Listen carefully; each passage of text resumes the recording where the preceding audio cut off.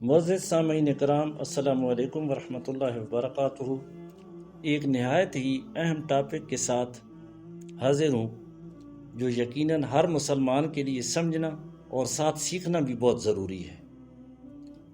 آج ہم انشاءاللہ میت کو غسل دینے کا صحیح طریقہ سیکھیں گے۔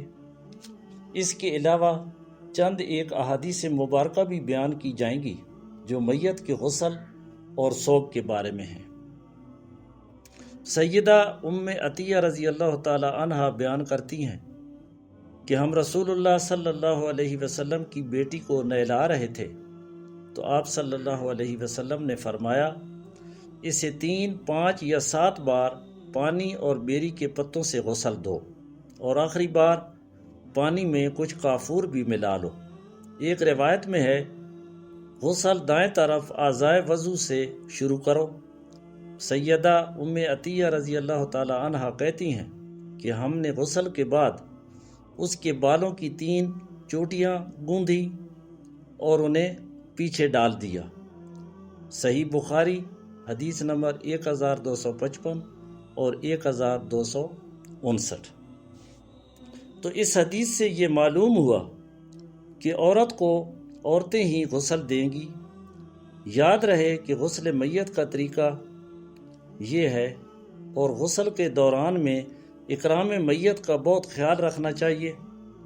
تفصیل: وفات کے فوراً بعد میت کا منہ اور آنکھیں بند کی جائیں، بازو، ٹانگیں اور ہاتھ پاؤں کی انگلیاں بھی سیدھی کر لی جائیں، نیز قمیص اور بنیان وغیرہ اتار کر چادر سے میت کا بدن ڈھانپ دیا جائے۔ پانی اور بیری کے پتے ابال لیے جائیں، پھر نیم گرم پانی ہی استعمال کیا جائے، نیز پانی کم سے کم استعمال کیا جائے۔ لکڑی کا ایک تختہ ایسی جگہ رکھا جائے جہاں پانی کا نکاس اور گندگی کو ٹھکانے لگانا آسان ہو۔ میت کو اس تختے پر لٹایا جائے، ناف سے گھٹنوں تک کی جگہ کپڑے سے ڈھانپ دی جائے اور دوران غسل میت کی شرمگاہ پر نظر پڑے نہ کپڑے کے بغیر اسے ہاتھ لگے۔ اگر جسم زخمی ہو اور اس پر پٹیاں بندھی ہوئی ہوں تو احتیاط سے پٹیاں کھول کر روئی اور نیم گرم پانی سے آہستہ آہستہ زخم دھوئے جائیں۔ ہر کام کی ابتدا دائیں طرف سے کریں، الا یہ کہ صرف بائیں جانب توجہ کی مستحق ہو۔ ناف کی طرف ہاتھ سے میت کا پیٹ 2 یا 3 دفعہ دبایا جائے تاکہ اندر رکی ہوئی گندگی امکانی حد تک خارج ہو جائے۔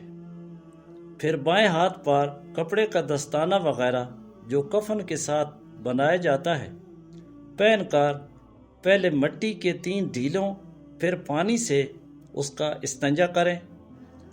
اگر زیر ناف بالوں کی صفائی باقی ہو تو کر لی جائے۔ ناک، دانت، منہ کا خلال اور کانوں میں اچھی طرح گیلی روئی پھیر کر ان کی الگ سے صفائی کر لی جائے تاکہ بعد میں وضو کے دوران 3 دفعہ سے زیادہ نہ دھونا پڑے۔ بسم اللہ پڑھ کر میت کو مسنون وضو کرایا جائے۔ سر کا مسح اور پاؤں رہنے دیں۔ 3 دفعہ اچھی طرح سر دھوئیں۔ حسب ضرورت صابن استعمال کرتے ہوئے پورا جسم 3، 5 یا 7 مرتبہ اچھی طرح دھوئیں۔ آخری دفعہ نہلاتے وقت پانی میں کچھ کافور ملا لیں اور سب سے آخر میں پاؤں دھوئیں۔ تو ابھی میت کے بارے جو احادیث مبارکہ ہیں وہ بیان کرتا ہوں۔ میت کا سوگ: سیدہ زینب بنت حجش رضی اللہ تعالی عنہا کا بھائی فوت ہو گیا۔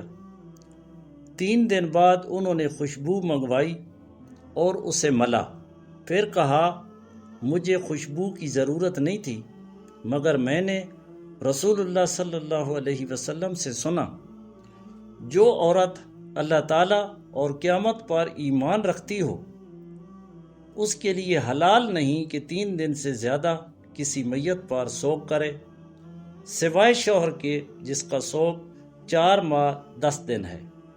صحیح بخاری حدیث نمبر 1282۔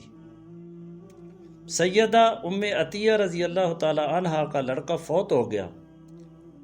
تیسرے دن انہوں نے زردی منگوا کر بدن پہ ملی اور کہا، ہمارے لیے شوہر کے علاوہ کسی اور کی وفات پر 3 دن سے زیادہ سوگ کرنا ممنوع ہے۔ صحیح بخاری حدیث نمبر 1279۔ میت پر رونا۔ اگر میت کو دیکھ کر رونا آئے اور آنسو جاری ہوں تو منع نہیں، اس لیے کہ یہ بے اختیار رونا ہے جو جائز ہے۔ نبی اکرم صلی اللہ علیہ وسلم نے فرمایا، اللہ تعالیٰ آنکھ کے رونے اور دل کے پریشان ہونے کی وجہ سے عذاب نہیں کرتا، بلکہ زبان کے چلانے اور واویلا کرنے کی وجہ سے عذاب کرتا ہے۔ صحیح بخاری حدیث نمبر 1304۔ نبی اکرم صلی اللہ علیہ وسلم نے فرمایا، اللہ کے ہاں وہ صبر معتبر ہے جو صدمے سے شروع ہو۔ صحیح بخاری حدیث نمبر 1302۔ جزاکم اللہ خیرا کثیرا۔